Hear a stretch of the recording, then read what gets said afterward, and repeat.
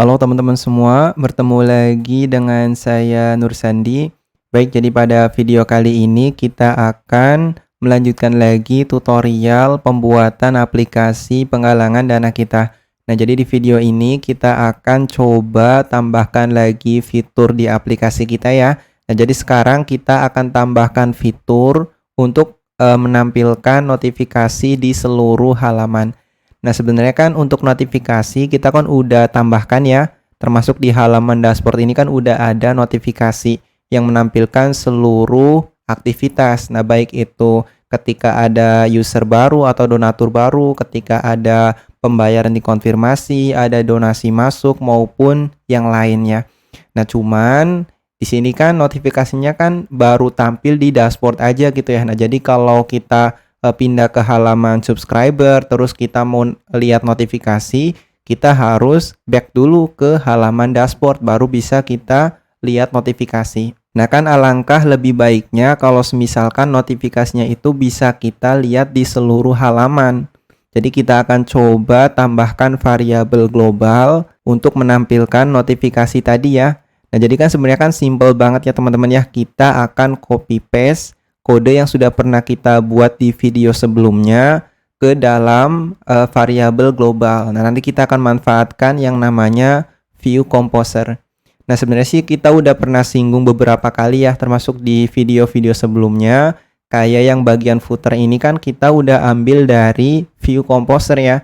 Jadi kalau teman-teman mau cek aja, kita akan buka file yang namanya app service provider di dalam folder app/providers. Nah, di sini kalau teman-teman lihat kita kan udah tambahkan view atau variabel setting yang bisa diakses di seluruh halaman. Nah, seluruh halaman tuh pakainya apa? Kita pakainya simbol bintang ya atau asterik gitu.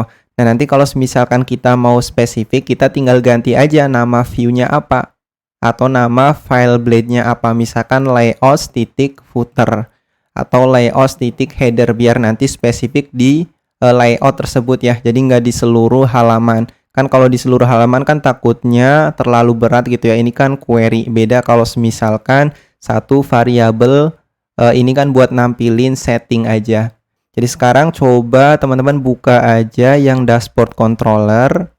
Nah, terus kita akan copy beberapa ya. Nah, cuman sebelum kita copy, gimana kalau kita copy aja yang ini? Kita akan copy terus paste aja di bawahnya gitu. Nah, tinggal di sini kita rename. Misalkan view-nya apa? View-nya kita kasih nama aja misalkan layouts partials header. Nah, ini tinggal disesuaikan aja dengan folder layout teman-teman. Misalkan ada di resources, kan berarti kan ini kan aksesnya kan dari views ya. Kita bisa langsung masuk aja ke layouts terus partials header. Gitu ya teman-teman ya. Nanti kalau misalkan ada variabel di sini otomatis bisa diakses di seluruh bagian header. Jadi nggak seluruh halaman ya atau seluruh view blade, cuma spesifik di layout header ini aja. Jadi kalau misalkan saya bikin testing gitu ya, misalkan di sini saya bikin variabel namanya oke gitu, diisi dengan oke gini. Nah, sekarang variabel oke ini bisa diakses di partials header atau di file header ini. Jadi kita bisa buka aja header.play.php ada di layout/partials. Nah, sekarang coba kita scroll aja ke paling atas, terus kita akan daidam variabel oke gini. Nah, sekarang kita bisa coba preview aja, kita bisa reload lagi. Harusnya sekarang ada error. Nah, errornya apa nih? Katanya typo variabel oke. Coba misalkan saya cek lagi app service provider. Nah, kita perlu passing dulu nih, atau kita perlu kirimkan ke fungsi with ini. Jadi kita akan bikin aja misalkan $view. Nah, kita panggil metodenya with, terus kita kasih aja aliasnya apa. Nah, misalkan oke diisi dengan $oke gini. Jadi misalkan kita reload lagi, harusnya sekarang udah solve ya, atau udah ada value-nya. Gitu ya teman-teman ya. Sekarang kita akan copy isi dari dashboard controller. Tapi kita nggak perlu copy keseluruhan data ya. Kita cukup copy untuk yang notifikasinya aja. Nah, misalkan yang ini range 1 hari, kita akan copy semua nih yang ini sampai sini. Jadi sekarang kita bisa copy, terus saya paste di app service provider. Nah, misalkan komentarnya saya hapus dulu ya. Saya hapus. Nah, terus width-nya ini akan kita sesuaikan. Nah, di sini kita bisa tampilkan beberapa kali ya. Jadi misalkan kayak gini juga nggak apa-apa, nggak masalah. Atau teman-teman mau pakainya array juga nggak masalah ya. Misalkan saya pakainya kayak gini aja. Terus kita sesuaikan nih variabelnya. Pertama notifikasi, diisi dengan $list notifikasi. Nah, terus yang count notifikasi diisi dengan variabel count notifikasi. Rapiin dulu ya biar gampang bacanya. Nah, sekarang kita bisa looping nih data ini, kita bisa langsung pakai di header di sini. Gitu ya teman-teman ya. Gimana nih sampai sini? Semoga paham ya. Jadi intinya kita manfaatkan salah satu fungsi di Laravel ya yang namanya View Composer untuk memberikan akses variabel secara global. Bisa spesifik ke view tertentu atau seluruh view blade kita. Tapi di sini saya kasih tanda kutip ya, hanya di view blade. Nah, kalau teman-teman mau bikin variabel global yang bisa diakses di seluruh controller itu beda lagi ya. Tapi di sini kita fokuskan dulu untuk yang view. Jadi sekarang diagram ini kita bisa hapus aja. Coba scroll lagi ke bawah. Kita akan masuk ke bagian ini nih yang ada komentar, notifikasi, drop down menu. Nah, coba kita update satu-satu ya. Misalkan yang count ini yang 15, kita akan ganti ambil dari variabel count notifikasi kayak gini. Nah, termasuk juga yang ini ya sama, kita bisa copy aja terus paste di sini kayak gini. Nah, tinggal nanti kita akan looping notifikasinya. Nah, misalkan sekarang yang drop down di feeder sampai sini, saya cut dulu ya. Terus saya bikin for each buat looping variabel list notifikasi. Misalkan kita bikin aja for each, nama variabelnya list notifikasi. Misalkan $key, terus dollar notifikasi. Nah, terus di dalamnya kita nggak perlu looping teman-teman. Soalnya kan kita nggak perlu tampilkan keseluruhan data ya. Kita akan tampilkan misalkan notifikasi terbaru dari tiap-tiap kategori. Misalkan kategori donatur atau kategori donation atau project dikonfirmasi atau apapun ya. Nah, jadi kita akan ambil yang terbarunya aja. Terus kita akan hitung tuh ada berapa notifikasi terbaru. Nah, spesifik untuk hari ini ya.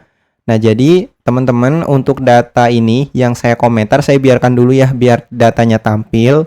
Nah, tapi di teman-teman pastiin ini diterapkan ya biar nanti datanya sesuai atau real.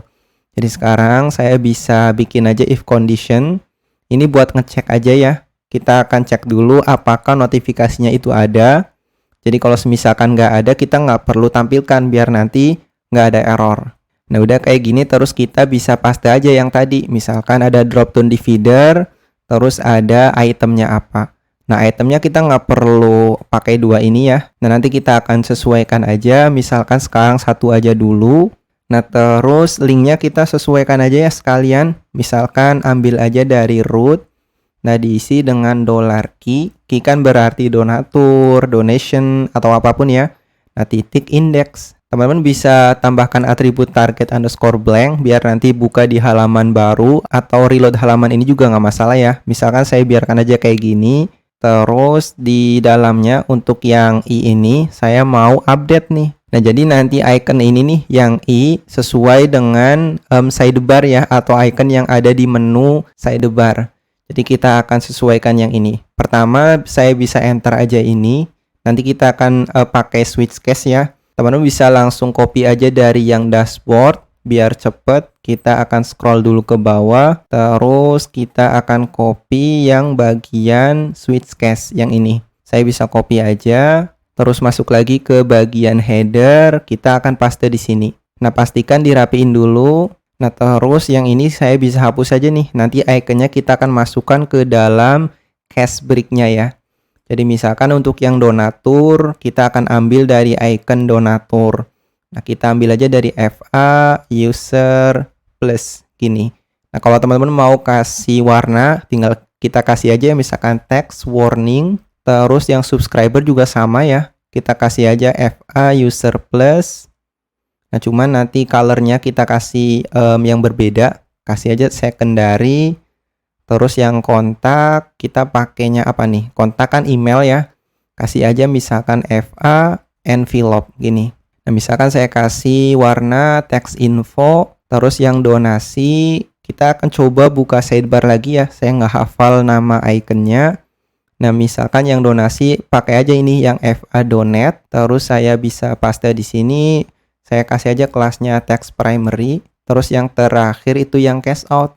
Nah, yang cash out kita akan copy nih yang FA handling USD. Jadi sekarang kita bisa paste. Misalkan saya kasih kelas yang berbeda biar warnanya beda-beda ya. Kasih aja teksnya itu sukses. Jadi sekarang coba kita cek lagi ya, apalagi nih yang perlu kita update. Misalkan yang ini nih, yang 4 pesan baru kita akan ambil dari notifikasi. Misalkan notifikasi $key. Nah, terus pesannya kita ganti, ambil aja dari key, misalkan donation, subscriber, atau donatur gitu ya. Nanti akan nyesuaiin. Nah, tinggal kita akan sesuaikan nih waktunya. Waktunya kita akan ambil aja dari now. Nah, kita akan parsing dari mana? Parsing dari $notifikasi created _ Nah, kita akan pakai di for humans. Coba cek dulu ada yang typo enggak. Nah, ini ada typo. Coba saya word wrap dulu ya, biar teman-teman lihatnya gampang. Jadi kita bikin fungsi kayak gini ya. Ini untuk nampilin notifikasi secara global. Nah, jadi nanti kan yang header kan bisa diakses di seluruh halaman ya, atau tampil di seluruh halaman, baik itu view donatur, view campaign, kategori maupun yang lainnya gitu ya. Nah, nanti otomatis bisa langsung buka aja notifikasi buat lihat apa aja tuh notifikasi yang terbaru. Jadi sekarang coba saya reload dulu. Nah, ini katanya ada error nih, app providers user not found. Coba kita cek lagi. Ini kayaknya kita kurang impor ya. Nah, misalkan saya impor aja, teman-teman bisa tekan kontrol spasi ya, kontrol space, nanti otomatis diimpor. Kalau yang pakainya VS Code, nanti kalau yang pakainya Sublime ataupun yang lain bisa disesuaikan ya. Terus saya bisa tekan kontrol space semua. Kalau yang mau copy paste dari yang dashboard control juga nggak masalah ya, bebas saja. Coba saya scroll dulu ke atas. Nah, pastiin teman-teman impor kayak gini nih ya, biar nanti nggak ada error kayak tadi. Coba sekarang saya reload lagi. Nah, ini ada error property donatur does not exist. Nah, kita ada yang salah nih. Kalau teman-teman lihat di fungsi ini, di header kita ada fungsi yang ambigu. Jadi $notifikasi akses $key itu apa? Notifikasi kan masih secara global ya. Jadi ada donatur, ada campaign, ada donation gitu ya. Nah, key itu apa? Nah, kita akan cek lagi. Coba sekarang back lagi aja ke app service provider. Nah, kita akan update beberapa di sini. Nah, coba kita debugging datanya di sini aja sekalian ya. Kebetulan Laravel kan bisa melakukannya gitu. Jadi sekarang coba aja pakai daidam, terus daidam $list notifikasi. Kita akan coba reload lagi. Nah, ini kan udah ada datanya ya. Ada data donatur, ada subscriber, ada kontak, ada donasi, ada juga cash out. Nah, coba kita expand dulu nih. Isinya apa aja. Item kan lumayan banyak ya. Nah, sekarang kita itu nggak perlu nih keseluruhan data ini. Kita hanya butuh satu data, ambil yang terbaru. Nah, sekalian juga ngehitung jumlah notifikasinya gitu ya. Jadi misalkan sekarang ada 5 data. Nah, kita akan hitung ada 5 notifikasi berarti. Nah, sekaligus kita akan ambil notifikasi yang terbaru. Misalkan donatur, terakhir di input itu misalkan tanggal berapa, jam berapa. Nah, kita akan ambil data terakhir, sekaligus hitung seluruh notifikasi pada hari ini. Gitu ya teman-teman ya. Jadi kita nggak perlu looping kayak gini, kita akan mapping lagi, bikin array baru. Jadi sekarang coba teman-teman lanjut lagi di app service provider, kita fokus di sini dulu ya. Nah, pertama, yang list notifikasi ini, misalkan saya taruh setelah count notifikasi ya, biar nanti nggak ada efek. Nah, yang ini kan pakai list notifikasi yang sebelumnya, yang ini. Nah, di sini kita akan daidam list notifikasi yang sudah kita mapping ya, atau kita bikin baru lagi. Jadi sekarang bikin aja list notifikasi ya, sama. Nah, kita akan pakai collection. Jadi kita akan manfaatkan fungsi collection Laravel biar nanti kita bisa map sekaligus kita akan update beberapa ya. Misalkan kita panggil aja collect $list notifikasi. Nah, terus saya mau map nih. Nah, di sini saya mau pakai arrow function aja ya. Teman-teman yang pakainya PHP 7.4 ke atas itu bisa pakai. Nah, tapi kalau yang nggak pakai arrow function bisa pakai fungsi kayak gini nih ya, yang function biasa. Nah, cuman di sini biar lebih pendek saya mau pakai arrow function aja. Nah, untuk pakainya kita bisa pakai fn. Terus kita bikin aja single variable, kasih aja namanya item atau apapun ya, bebas. Terus kita pakai simbol panah kayak gini. Nah, terus di dalamnya kita bisa langsung aja item push. Nah, ini kan buat nambahin array ya. Di dalam array ini nih, yang array item, kita akan push satu array. Misalkan saya mau count kayak gini. Nah, terus setelah di count coba saya diedam dulu deh, kayak gini aja dulu ya. Terus kita coba reload lagi. Nah, ini kalau teman-teman lihat hampir mirip ya kayak yang tadi ya. Cuman kalau misalkan saya expand, di sini ada 7 item. 7 item tuh sama tambahan yang tadi yang kita push. Jadi ada jumlah donatur, yang bawah ada jumlah subscriber, yang bawahnya lagi ada jumlah kontak. Nah, kalau sebelumnya kan cuman ada ini aja nih ya, nggak ada jumlah donatur ini. Jadi sekarang kita akan memanfaatkan itu. Kita nggak perlu looping keseluruhan data. Di sini kita bisa map lagi ya. Misalkan saya map, terus pakai aja normal function ya, karena ada beberapa baris. Di sini kita bisa pakai variabelnya item sama key buat ambil key-nya. Nah, misalkan saya mau bikin dulu variabel yang namanya attributes. Nah, attributes ambil dari item. Saya mau sorting berdasarkan created at. Jadi nanti array yang ini nih, ini kan ada banyak nih array-nya. Saya mau sorting ambil yang terbaru. Gitu ya teman-teman ya. Jadi kasusnya lumayan agak ribet, tapi harapan saya teman-teman bisa paham nih logiknya yang kayak gini. Jadi kita bisa langsung aja sort by descending. Terus nama kolomnya created underscore add. Nah, kita ambil data yang pertama. Jadi kita bisa langsung aja first gini. Nah, kalau udah kita akan bikin condition dulu ya. Nah, barangkali nanti yang dihitung itu jumlah masing-masing kategori, kita akan handling itu. Jadi sekarang kita bikin aja pengecekan, misalkan $item, misalkan sort by dash, sama ya, created at. Nah, cuman kita akan ambil yang terakhir. Ambil yang terakhir tuh berarti yang tadi, yang ini nih, kita akan ambil yang ini. Nah, kalau udah, kita akan lanjutkan nih conditionnya. Misalkan setelah ambil yang terakhir, saya mau attributes $key diisi dengan $item sort by descending. Sama ya, kolomnya created underscore add, terus diisi aja last atau yang terakhir gini. Tinggal kalau udah kita bisa return aja $attributes. Udah gini aja. Nah, sekarang kita bisa coba reload lagi. Ada perubahan apa? Coba kita expand ya. Tuh, kalau teman-teman lihat di sini cuman ada single model ya, atau cuman ada satu data. Nah, di dalam datanya kita bisa lihat beberapa kolom nih atau atribut. Misalkan ini untuk yang donatur.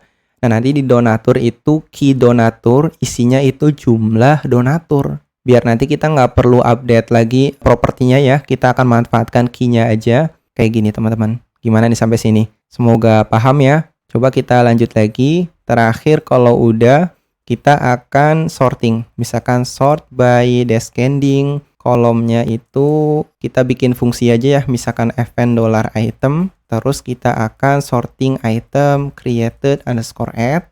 Nah, kalau nggak ada, kita kasih aja string kosong biar nanti nggak error. Nah, udah gini. Tinggal sekarang saya bisa hapus, terus kita bisa back lagi nih ke sini, kita reload.